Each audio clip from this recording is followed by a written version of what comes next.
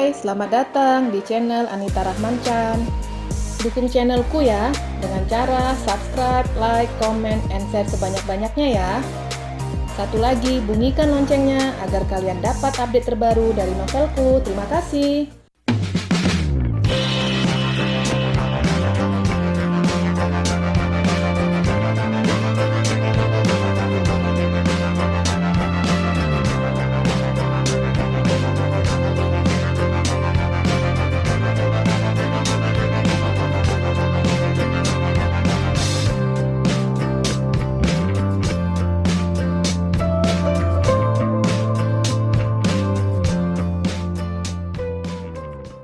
Episode 61.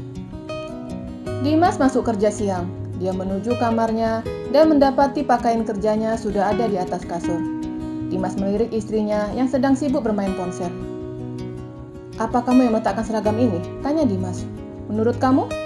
Apa mungkin baju itu bisa jalan sendiri?" tanya istrinya balik. Dimas tidak menjawab pertanyaan istrinya. Dia memilih masuk ke kamar mandi untuk membersihkan diri. Setelah selesai, Dimas tidak menemukan seragam kerjanya yang tadinya ada di atas kasur. "Loh, seragamnya mana?" tanya Dimas. "Aku simpan balik ke lemari," sahutnya. "Kenapa disimpan balik?" tanya Dimas bingung. "Ya, karena kamu tidak mengucapkan terima kasih," sahutnya. "Aku itu dengan susah payah mengeluarkan seragam itu dari lemari, dan kamu tidak mengucapkan terima kasih," gerutunya. Dimas menghela nafasnya. "Jika melakukan pekerjaan itu ikhlas, jangan mengharapkan yang lain," ujar Dimas. "Sepertinya kamu harus sekolah lagi," ujar Dimas sembari mengambil seragam kerjanya di dalam lemari. "Sekolah? Maksud kamu apa?" tanya Tanisa bingung. "Iya, sekolah menjadi istri yang baik, agar kamu tahu cara-cara menjadi istri yang baik," jelas Dimas. "Aku istri yang baik. Buktinya, aku bisa memuaskanmu di kasur," sahutnya. Dimas menatap istrinya sembari menggelengkan kepalanya. "Kenapa di pikiran kamu hanya ada seks?" gerutu suaminya. "Lalu apa?" tanyanya balik. "Kan hubungan badan juga termasuk membuat rumah tangga harmonis," sahutnya. "Memangnya dengan hubungan badan kamu bisa makan?" tanya suaminya balik. "Ya bisa, kan aku kaya," sahutnya sombong. Dimas mendengus kesal. "Iya, aku tahu kamu orang kaya, tapi kekayaan kamu hanya titipan." Dimas memakai pakaian kerjanya di depan istrinya, dan tentu membuat Tanisa bergairah. Dimas tahu jika gelagat istrinya. "Jika kamu belum bisa membuatkan makanan untukku, maka aku tidak akan pernah memuaskanmu," ujar Dimas mengancam. "Oh, jadi kamu mengancamku?" serunya marah. "Jika ngomong baik-baik saja kamu tidak peduli. Jadi jangan salahkan kalau aku mengancam," jelas Dimas. Tanisa mendengus kesal. "Aku hanya ingin mencicipi masakan dari buatan kamu. Apa salah?" tanya suaminya. Tanisa diam. Dimas keluar dari kamar tanpa pamit ke istrinya. Dia hanya pamit ke ibunya. Di dalam kamar, Tanisa mendengus kesal. "Aku masak?" tanyanya sendiri dan memperhatikan kukunya yang panjang. "Duh, rusak jari-jariku," gerutunya. Dokter Arif dan Tami pergi ke supermarket. Di dalam perjalanan, Tami terus memalingkan wajahnya. "Kamu kenapa?" tanya suaminya. "Aku malu," sahutnya sembari menutup wajahnya dengan telapak tangannya. "Malu kenapa?" tanya suaminya balik. "Dokter Diki dan Dokter Jasmine tahu kalau aku istrinya Mas. Dan semua karena Mas," gerutunya malu. "Kenapa harus malu? Kita menikah resmi, dan pernikahan kita bukan karena kecelakaan," ujar suaminya. "Ah, Mas gak mengerti," gerutunya. "Mana Mas mengerti kalau kamu gak menjelaskan," sahut suaminya. "Baik, akan aku jelaskan. Di rumah sakit banyak yang suka dengan Mas, tapi Mas menikah denganku," jelasnya. "Aku tidak secantik mereka," ujarnya minder. "Tapi Mas memilih kamu," sahut Dokter Arif yang membuat Tami diam. Mobil telah berhenti di tempat parkir. Dokter Arif memegang tangan istrinya. "Jika itu yang membuat kamu menutupi pernikahan kita, maka itu salah. Mas memilih kamu karena Mas merasa nyaman dengan kamu," jelasnya. "Aku khawatir teman-teman akan membicarakan hubungan kita," ujarnya lagi. "Kenapa kamu harus memikirkan omongan orang lain?" tanya suaminya. "Karena aku yang merasakan, Mas. Dokter umum ketika menikah dengan perawat, itu saja gosipnya nggak berhenti-henti. Apalagi kita," ujarnya. Dokter Arif mengerti akan keresahan yang dirasakan istrinya.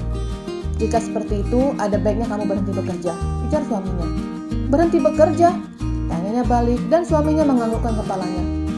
"Enggak Mas, aku menyukai profesiku. Jangan larang aku untuk tetap bekerja sebagai perawat," ujarnya menolak. "Oke, terserah kamu. Tapi pada saat kita pergi liburan, ada baiknya kamu mengumumkan pernikahan kita. Liburan? Tanya Tami bingung. Apa Aneska belum bilang ke kamu? Tanya suaminya lagi. Tami menggelengkan kepalanya. Jadi, perusahaan Basam akan mengadakan liburan ke pulau, yaitu dalam rangka ulang tahun perusahaan Basam. Mengingat Aneska sedang hamil, jadi Mas diminta Abian untuk ikut. Dan Mas juga merekomendasikan kamu untuk ikut dalam acara itu, jelasnya. Mungkin nanti Aneska akan menghubungi kamu, ujar suaminya lagi. Dan di sana Mas mau kamu yang mengatakan ke teman-teman kamu tentang hubungan kita. Karena Mas lelah harus kucing-kucingan. Dan satu lagi, Mas gak mau tidur kita terpisah, jelas suaminya. Kami langsung menatap tajam suaminya. Ini bukan alasan Mas saja kan? Tanyanya balik. Ya bukan. Dokter Arif turun dari mobil mengajak istrinya untuk masuk ke supermarket, menggandeng tangan istrinya, dan tentu saja Tami menolak. Apa dengan bergandengan tangan juga nggak boleh? Tanya suaminya bingung. Nanti ada yang lihat, ujarnya malu. Tapi Dokter Arif tetap menggandeng tangan istrinya. Masuk ke dalam supermarket, dan Tami harus mengedarkan pandangannya, mencari orang-orang yang kenal dengannya. Dan ketika itu ada Oma Nelly yang berjalan menghampiri Dokter Arif. Tami langsung berhenti dan memaksa untuk melepaskan tangannya dari genggaman suaminya. Tapi genggaman itu sangat kuat, dan Tami membalikkan badannya menghadap rak yang berisi pakaian dalam. Dokter, sapa Oma Nelly. Iya bu, sahut Dokter Arif. Bagaimana keadaan ibu? Tanya Dokter Arif. Jauh lebih membaik, sahut Oma. Pada saat saya kontrol beberapa hari lalu, dokter nggak ada, ujar Oma Nelly. Oh iya, pada saat itu saya, Dokter Arif belum selesai dengan kalimatnya karena istrinya sudah mencubitnya. Kenapa dok? Tanya Oma sembari memperhatikan wanita yang ada di balik badan Dokter Arif. Tami, ujar Oma. Oma, sahutnya dan menyembunyikan tangannya yang digenggam di balik tas dan tangan yang lain disembunyikan di belakang badannya. Apa kamu bersama dengan Dokter Arif? Tanya Oma. Iya, Dokter Arif meminta bantuan saya untuk membelikan dalaman, ujarnya asal dan tentu saja membuat suaminya dan Oma Nelly bingung. Maksud saya membeli dalaman untuk neneknya, jelas Tami asal. Oh, Oma Nelly menganggukkan kepalanya. Apa neneknya dokter masih memakai yang kawat? Tanya Oma dan tentu membuat Dokter Arif bingung. Maksud ibu kawat gigi? Tanya Dokter Arif balik. Dokter tidak mengerti. Oma Nelly melirik Tami. Sebaiknya kalau sudah lanjut jangan pakai yang kawat, ujar Oma Nelly sembari pamit. Apa maksud kamu membelikan dalaman? Tanya suaminya bingung. Itu keluar begitu saja. Kebetulan kita berhenti di depan rak pakaian dalam. Jadi aku sebutkan saja seperti itu, jelasnya. Terus, kalau kita berhenti di rak yang menjual obat kuat, kamu bilang juga? Tanya suaminya. Dan Tami langsung menggelengkan kepalanya. Ayo, ajak suaminya dan masih menggenggam tangan istrinya. Mas, lepas dong, aku gak akan kabur lagi, ujarnya. Suaminya menatapnya. Janji aku gak akan kabur. Kalau ada yang kita kenal di sini, aku akan mengatakan kalau aku babysitter mas, ujarnya dan membuat suaminya tertawa. Zidan dan Tiara baru saja sampai. Rumah yang besar dan berada di tempat yang sepi, jauh dari keramaian. Apa kalian memang suka mencari rumah di tempat seperti ini? Tanya Tiara. Maksud kamu? Tanya Zidan sembari menurunkan koper istrinya. Kamu dan Tuan Abian sama saja, sukanya yang jauh-jauh, ujarnya sembari mengikuti suaminya. Wah, bagus banget rumahnya. Tiara mencoba duduk di sofa yang menurutnya sangat empuk. Wah, sofanya lebih lembut dari kasurku di mes. Nanti malam aku tidur di sini ya, ujarnya dan seketika suaminya langsung menatap istrinya. Maksudnya, kalau kamu pulang lembur, aku akan menunggu kamu di sini sambil tiduran, jelasnya. Ayo, Zidan menunjukkan kamar utama. Wah, kamarnya gede banget, kasurnya juga. Tapi kenapa gulingnya hanya satu? Tanyanya. Ya karena mulai hari ini guling itu akan aku serahkan untuk kamu, sahut suaminya. Lalu kamu? Tanya Tiara. Aku akan memeluk guling hidup, sahut suaminya genit. Ya ampun, malam ini aku takutkan. Tiara bergumam dalam hatinya. Ayo jangan melamun, aku lapar, ujar suaminya. Aku beres-beres pakaianku dulu, setelah itu aku masak, sahut Tiara. Tiara memasukkan pakaiannya ke dalam lemari yang telah ditunjuk suaminya. Setelah itu dia ke dapur. Cara menghidupkan kompornya bagaimana? Tanya Tiara. Zidan mengajari istrinya dan menunjukkan bahan makanan yang ada di kulkas. Siapa yang belanja? Tanyanya. Bibi. Aku menyuruh Bibi untuk mengisi kulkas, sahutnya. Terus bibinya mana? Tanya Tiara lagi. Sudah pulang, datang pagi dan sore balik. Tiara mulai memasak yang menurutnya paling mudah yaitu telur dadar. Ketika disajikan di meja makan, suaminya mengerutkan dahinya. "Apa kamu tidak bisa memasak?" tanya suaminya. "Bisa. Aku lapar, kamu lapar. Jadi aku masak saja itu, biar sakit mah tidak datang," sahutnya Asal. "Kalau kamu hanya mau masak telur dadar, lebih baik kulkas itu aku isi telur semua," sindir suaminya. Jangan menghina telur dadarku. Ketika kamu mencicipi telur dadar itu, kamu akan merasakan sesuatu yang berbeda," ujarnya. "Oh ya?" Zidan mencicipi telur dadar buatan istrinya. "Oh no, enak sekali. Tiada chef yang bisa menandingi masakan kamu," ujar suaminya.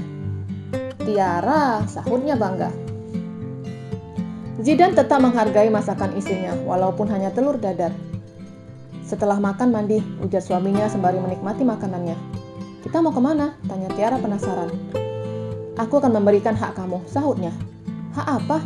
tanya Tiara bego. "Malam pertama." Ucapan suaminya membuat Tiara tersedak. Zidan langsung memberikan air putih untuk istrinya. "Aku tidak minta hakku," ujar Tiara. "Oh begitu. Ya sudah, aku minta hakku," ujar Zidan. "Itu sama saja." Tiara buru-buru menyelesaikan makanannya dan dia tersadar. "Ngapain juga aku buru-buru? Lebih baik aku buat gerakan lambat." Gumamnya pelan dan benar-benar melakukan dengan lambat. "Aku tunggu di kamar," ujar suaminya. Iya," sahutnya gugup. Zidan membersihkan tubuhnya di kamar mandi, dan dia menunggu istrinya, tapi Tiara tak kunjung datang. Zidan kembali menghampiri istrinya, dan dia kaget karena semua peralatan dapur telah pindah ke wastafel. "Apa yang kamu lakukan?" tanya suaminya. "Mencuci," sahutnya yang masih sibuk dengan kegiatannya.